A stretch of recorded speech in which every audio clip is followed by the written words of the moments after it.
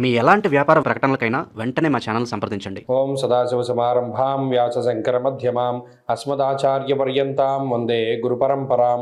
జ్యోతిషశాస్త్రాన్ని భావితరాల వారికి ప్రసాదించిన ఋషుల యొక్క పాదపద్మాలకి నమస్కారం చేసుకుంటూ, అలాగే నాకు ఈ జ్యోతిష విద్యను నేర్పిన గురువర్యులు జ్యోతిష బ్రహ్మ కీర్తిశేషులు శ్రీ ఈరంకి సూర్యనారాయణమూర్తి గారు, సూర్యశ్రీ దైవజ్ఞ గారి యొక్క పాదపద్మాలకి నమస్కారం చేసుకుంటూ, ఓం శ్రీ మహాగణాధిపతి నమః, శ్రీ గురుభ్యో నమః, హరి ఓం. వీక్షకులందరికీ నమస్కారం. డిసెంబర్ నెల 28వ తారీఖు లగాయతు జనవరి 3వ తారీఖు శనివారం వరకు ఉండేటువంటి గ్రహగతుల ఆధారంగా ద్వాదశ రాశుల వారికి ఈ వారం ఏ విధమైనటువంటి శుభాశుభ ఫలితాలు కలగబోతూ ఉన్నాయో ఈ కార్యక్రమం ద్వారా తెలుసుకుందాం. అందులో భాగంగా ఈ వారం ఉండేటువంటి గ్రహగతులను గమనిస్తే, ఈ వారంలో చతుర్గ్రహ కూటమి ధనురాశిలో ఏర్పడబోతూ ఉన్నది. ఈ చతుర్గ్రహ కూటమి ఒక ఎత్తు అనగా రవి, కుజ, శుక్ర, బుధ గ్రహాలు ధనురాశిలో కలవడం, అలాగే మీనరాశి యందు శనేశ్వరుడు, కుంభమందు రాహువు, సింహమందు కేతువు, మిథునమందు గురువు. చంద్రుడు ఈ వారంలో మీనము, మేషము, వృషభ రాశులు యందు సంచరించబోతూ ఉన్నారు. ఇటువంటి పరిస్థితుల్లో ద్వాదశ రాశుల వారికి ఏ విధమైనటువంటి ఫలితాలు కలగబోతున్నా తెలుసుకుందాం. అందులో భాగంగా ధనురాశి వారికి ఈ వారం మిశ్రమమైనటువంటి గ్రహస్థితి ఏర్పడుతూ ఉన్నది.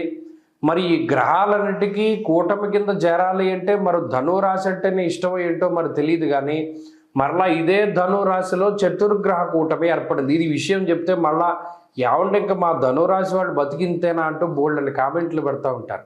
ఇప్పుడు మనం ఏం చేయగలం చూడండి, ఇన్ని రాశులు ఉన్నాయి, ఇన్ని సంవత్సరాల కాలం ఉన్నది, మళ్ళీ ఈ గ్రహాలన్నీ ఎక్కడ కూడుతున్నాయి? అయితే ధనుస్సులోనూ లేకపోతే మకరంలోనే కలుస్తున్నాయి.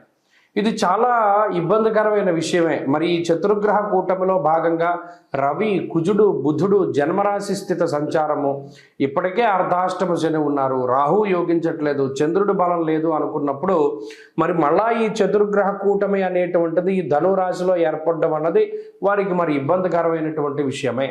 దేహార్తి చిత్త సంతాప కాలాతిక్రమ భోజనం అన్నది శాస్త్రం. ఈ చతుర్గ్రహ కూటమి వల్ల ఏమవుతుంది అంటే సరైనటువంటి తిండి కానీ సరైన నిద్రా సౌఖ్యం కానీ ఉండదు. శరీరం ఎప్పుడూ అలసిపోయి పనిచేస్తూనే ఉంటుంది. చూడండి, నిద్రా తురాణం నా సుఖం నా శయ్య అన్నాడు. ఇంకా నిద్ర వచ్చిన వాడికి సుఖంగా పడుకుందాం లేకపోతే ఒక మంచం మీద పడుకుందాం అన్నది ఏముండదు. వాడు ఎక్కడ పడితే అక్కడ అలా పడుకుంటూనే ఉంటాడు. అలాగే అలసిపోయినటువంటి కృషించినటువంటి శరీరాన్ని పొందుతూ ఉండేటువంటి ధనురాశి వారు సరైన సమయానికి తిండి, సరైన సమయానికి నిద్ర లేక పని ఒత్తిడిలో భాగంగానూ మరేతరత్ర ఇబ్బందులతో పడి ముందుకు నడుపుతూ ఈ జీవనాన్ని ముందుకు సాగిస్తూ ఉన్నటువంటి వారిలో మరి ఈ వారంలో కూడా శారీరక శ్రమ అధికంగా కనబడుతూ ఉన్నది.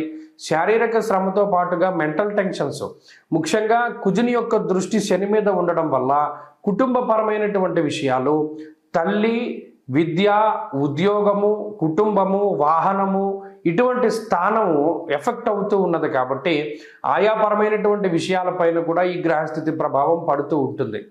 ఇక్కడ అదృష్టం అనేటువంటిది పూర్తిగా శూన్యంగానే కనబడుతూ ఉన్నది. ఏదో ఒక చిగురాకుల మధ్యలో ఏదైనా దీపం ఉంటుంది అంటారు చూసారా, ఇంత చిట్ట చీకటిలో వచ్చిన వెలుతురులాగా గురువు మాత్రం సప్తమ స్థానంలో కనబడుతూ ఉన్నారు. కాబట్టి ఏదైనా ఆయన మీదే భారం వేసుకుంటూ ముందుకు వెళుతూ ఉండడం మంచిది. గురువు సప్తమంలో ఉన్నంతకాలం పడేయడు, ఇది మాత్రం ఖచ్చితం. ఏదో ఒక ఆదరవు దొరుకుతూ ఉంటుంది, కానీ మనం శ్రమ చేయాలి.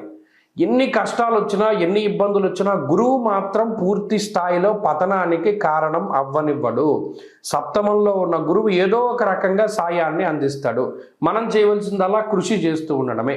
ఈ విషయాన్ని దృష్టిలో పెట్టుకోండి, మిగతాదంతా భగవత్ సంకల్పం.